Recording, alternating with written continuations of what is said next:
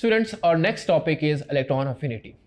देखिए, जब मैंने आयनाइजेशन एनर्जी की बात की थी तो ये बताया था कि वो एनर्जी जो कि एक इलेक्ट्रॉन को चाहिए उस इलेक्ट्रॉन को आउटर मोस्ट शेल में से निकलने के लिए, यानी आपको एनर्जी की रिक्वायरमेंट थी। अब आप सोचिए क्या होगा जब एक इलेक्ट्रॉन किसी एटम के शेल में एंटर होगा, तो इस केस में एनर्जी रिलीज होगी, यानी आयनाइजेशन एनर्जी के रिवर्स सारा काम हो रहा है। इसी रिलीज ऑफ एनर्जी को हम इलेक्ट्रॉन अफिनिटी कहते हैं। सो हम इलेक्ट्रॉन अफिनिटी को डिफाइन करते हैं, the amount of energy released when an electron adds up in valence shell of an isolated atom to form a unit negative ion.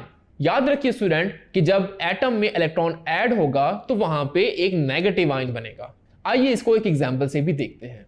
For example, कोई general atom है जिसके centre में है positive nucleus और electron वहां पे हो रहा है रिवॉल्व।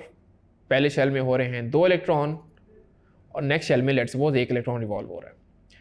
अब 1 इलेक्ट्रॉन यहाँ पे इस शेल में एंटर होता है। जैसे ही वो इस शेल में एंटर होगा तो यहाँ से कुछ अमाउंट ऑफ एनर्जी रिलीज होगी। इसी रिलीज ऑफ एनर्जी को हम इलेक्ट्रॉन अफिनिटी कहेंगे। इलेक्ट्रॉन अफिनिटी, इसको हम कुछ यूं शो कर सकते हैं।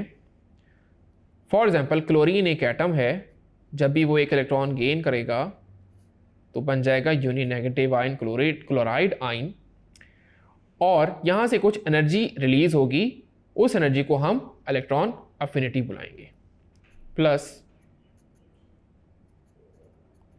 एनर्जी, और यही एनर्जी आपकी है electron affinity. So hopefully you have understand the concept of electron affinity. Thank you.